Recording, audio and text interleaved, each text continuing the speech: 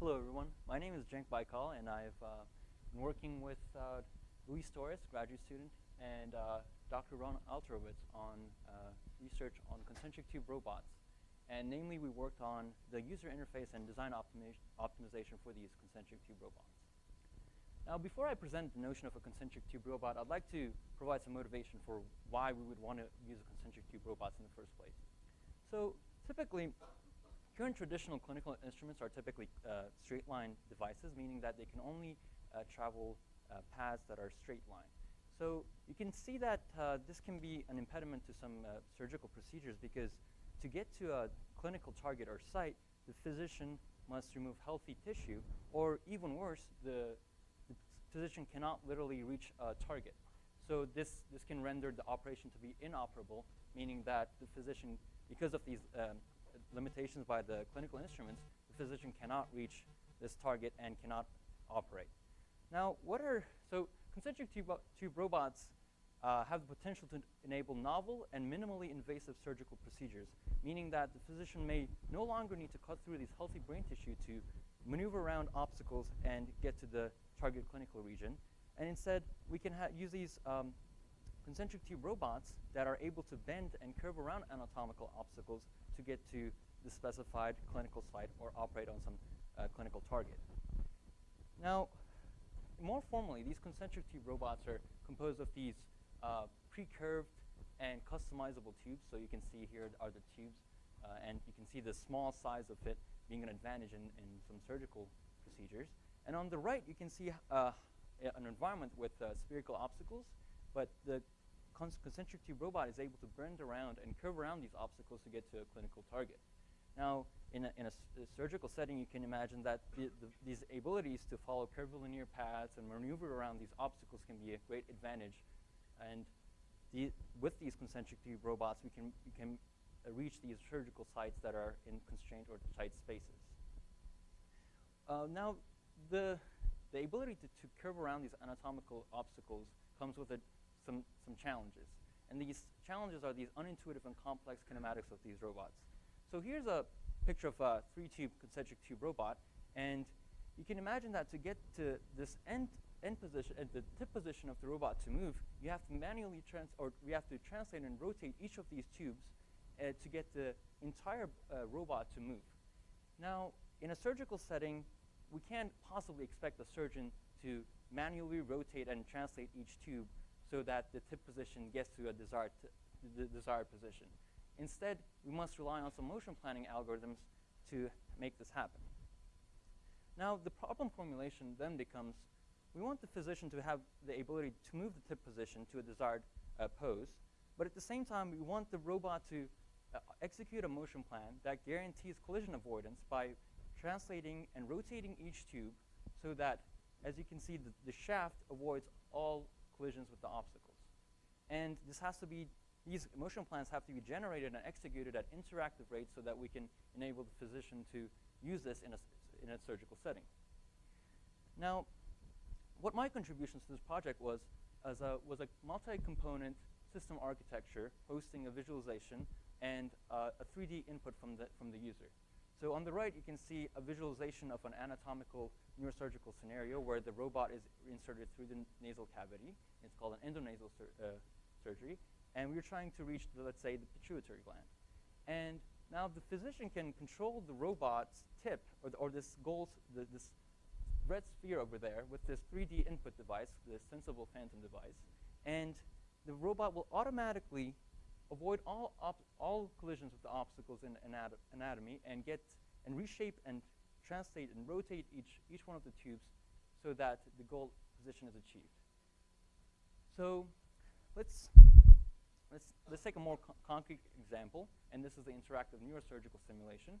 Here you can see a 3D polygonal mesh that can be obtained from a preoperative image such as a CT scan or MRI. And you can see that the surgeon is moving the red sphere there, and the robot is automatically reshaping each one of its tubes so that all the obstacles, or all the collisions with the obstacles are avoided. And you can see that it sometimes retracts back and retracts forward to avoid all the collisions. And this is done at interactive rates. And as a culmination of our work, we have this system overview, which involves a pre-computation phase and interactive planning phase. Now, the graduate student I work with, Luis Torres, was in charge of the interactive planning phase and the pre-computation phase of the project, whereas my contributions were circled in the blue box here, which was basically facilitating this interactive motion planning phase. Now, just as a brief overview, we take this medical image data that is obtained from a CT scan or MRI, and we compute a collision-free roadmap. And namely, this is a rapidly exploring random graph, and we save it to a hard disk. Now, this pre-computation takes hours. So the advantage of doing this beforehand is that when we want to execute this interactive planning simulation, we can just load this graph structure from the hard disk. So in the interactive planning phase, you can see that we get the desired tip position from a 3D mouse, for example, a phantom device, and we feed this position to our roadmap planner, which then is responsible for computing a collision-free plan to that achieves the desired tip position. And then, as you can see, this is a loop so that the physician can continuously move this 3D spherical goal object and have the robot achieve collision-free plans. So here's our video that we submitted to ICRA, which was accepted, and here's the video component of it. I'd like to show it in action if I can.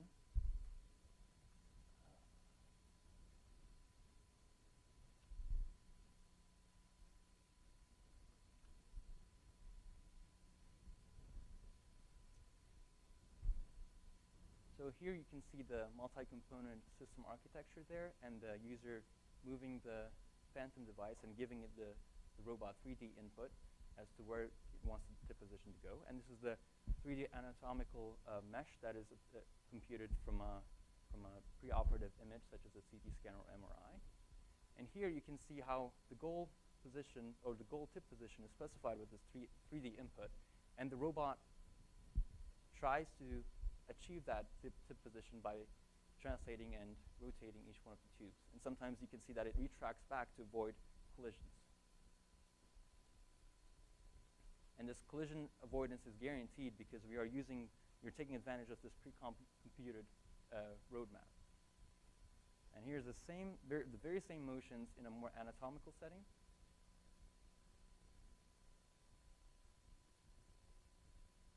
You can see how the robot is trying to adjust its tube so that the tip position is at that red sphere there.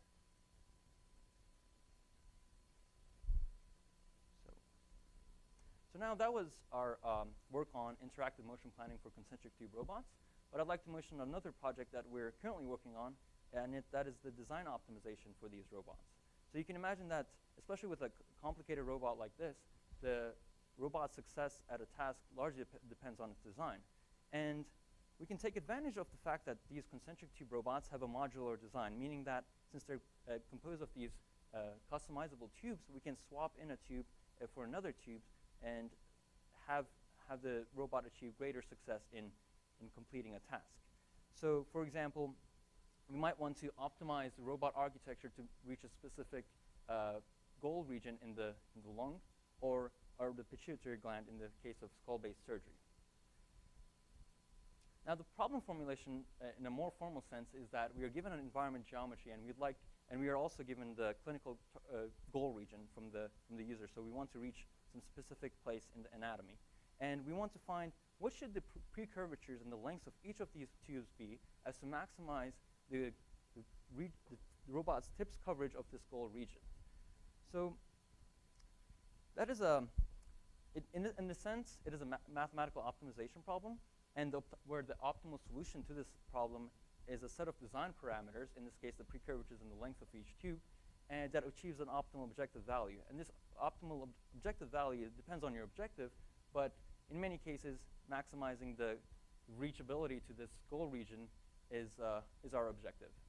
But unfortunately, for this optimization problem, we need to execute a motion planner to evaluate the objective function, because in order to see where the robot can reach, we need to have some clue as to see whether there is an actual motion plan that the robot can execute to reach this goal. And And another unfortunate event is that these state-of-the-art motion planners, if you're familiar with rapidly exploring random trees or probabilistic roadmaps, they're iterative and randomized algorithms, which makes the problem even harder to formulate and solve. And what we're currently working on is an extension of graduate student Luis Torres' work on reaching a goal region and optimizing the design for this robot. And we combine nonlinear optimization methods with a motion planning method to not only search the design space for a globally optimal design, but also evaluate the quality of a design using a rapidly exploring random trees. And you can imagine that there may be other objectives, such as minimizing soft tissue removed during a surgical procedure, which is oftentimes removed by the physician to enable greater maneuverability of the robot. And for that, we currently are doing some voxelization of the environment to achieve this objective. So in conclusion, concentric tube robots are medical robots capable of enabling novel and minimally invasive surgical procedures. And we created a multi-component system for robot simulation and interactive motion planning. And we're currently investigating optimization of the robot's design. And I'd like to thank my advisor, Dr. Ron Alterovitz, and graduate students Luis Torres and Chris Bowen, and some other monetary funds. Thank you.